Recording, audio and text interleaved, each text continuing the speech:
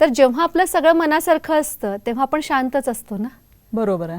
जेव्हा मनाविरुद्ध काहीतरी होतं तेव्हा अशांत होतो. अस्थिरता येते मनामध्ये मग. म्हणजे जसं बघा, पाण्याचा मूळ गुणधर्म शीतलता आहे. पाणी थंड असतं, पण तेच पाणी जेव्हा अग्नीच्या संपर्कात येतं, त्याच्या प्रभावात येतं, तेव्हा ते गरम होतं. बरोबर आहे. पण जसा त्याचा प्रभाव कमी होईल ते पाणी पुन्हा थंड होतं.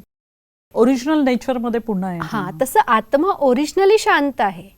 कधी कधी परिस्थितीच्या प्रभावात आली की ती पण तापते, पण जसा जसा प्रभाव कमी होईल ना, तसं तसं ती पुन्हा शांत होते. ओके. म्हणून बघा, एखाद्या व्यक्ती चिडलेला असेल तर आपण काय म्हणतो, थोडा वेळ जाऊ दे, होईल आपोआप शांत. कारण आत्म्याचं ओरिजिनल नेचर शांती आहे. ओके.